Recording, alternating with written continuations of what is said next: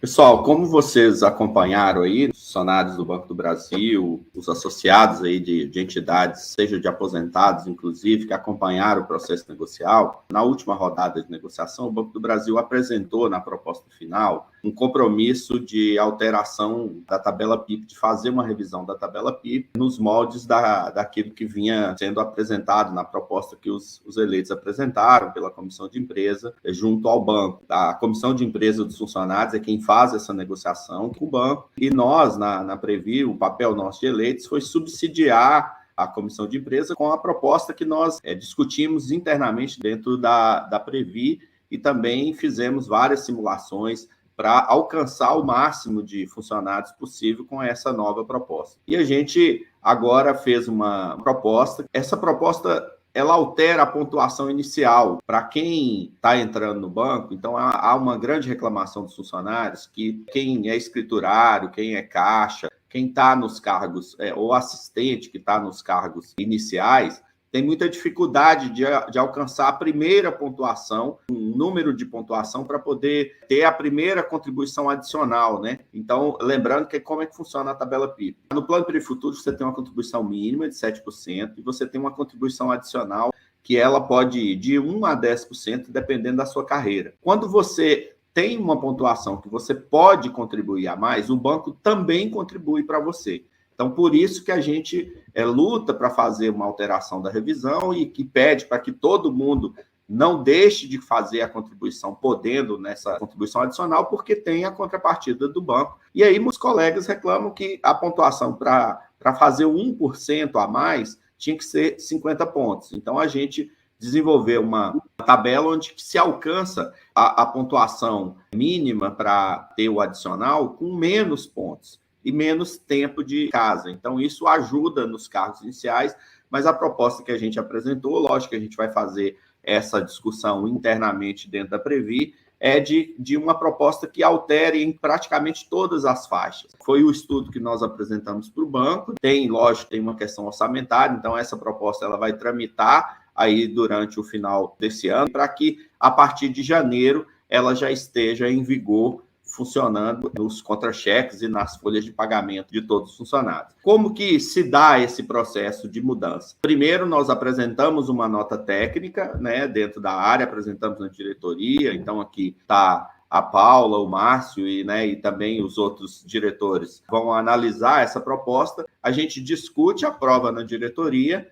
aprovando na diretoria vai para o Conselho Deliberativo. O Conselho Deliberativo é outra instância, que é a instância máxima de decisão. Lá também a gente tem gestão à paridade, tanto eleitos quanto indicados.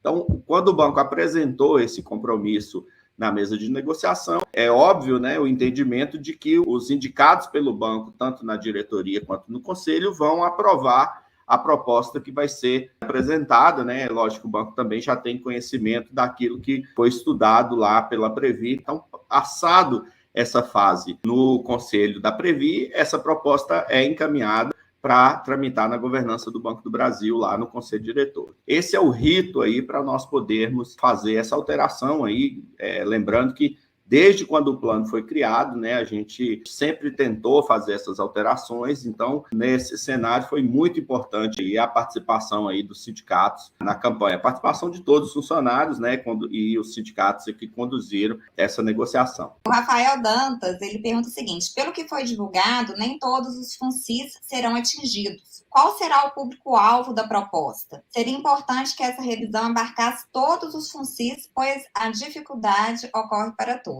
É muito boa a sua pergunta, porque também a gente dá um esclarecimento. Na verdade, a proposta que a gente discutiu junto com a comissão de empresa, ela altera para todas as faixas. Obviamente, quando a gente fala que as faixas menores é quem tinha mais dificuldade, cara, você põe aí mais gente, mais escriturário, mais caixa, que tinha 0 de pontuação para ter pelo menos a pontuação mínima de 1%, para ter 1%, mas a mobilidade é em todas as faixas. E a gente altera aquela tabela de pontuação de uma faixa para outra em todas elas. Então, a proposta é para alterar em todas as faixas. Obviamente, as faixas ali até o meio da tabela é onde tem mais mobilidade, porque é justamente quem tem mais dificuldade. Porque, no geral, quem já está em cargos mais altos já alcança índices maiores. Todas as faixas da tabela teria alguma alteração na pontuação. Não alteração na contribuição das pessoas, mas alteração na tabela de pontuação,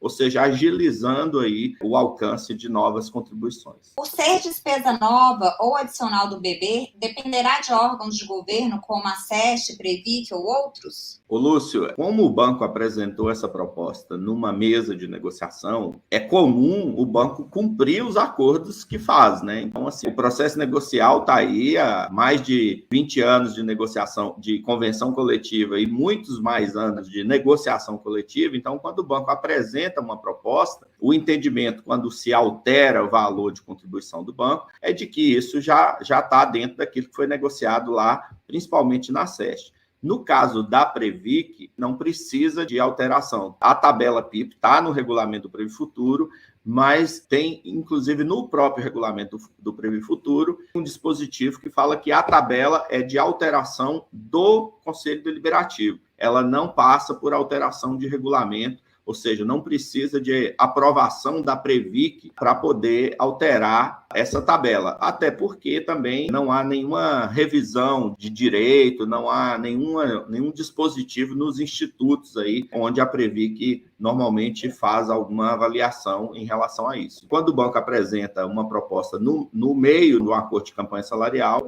se imagina já que tenha essa discussão. Inclusive, por isso que ela entrará em vigor a partir do ano que vem, justamente por uma questão orçamentária que não tinha neste ano e já tem a contemplação para o orçamento do ano seguinte.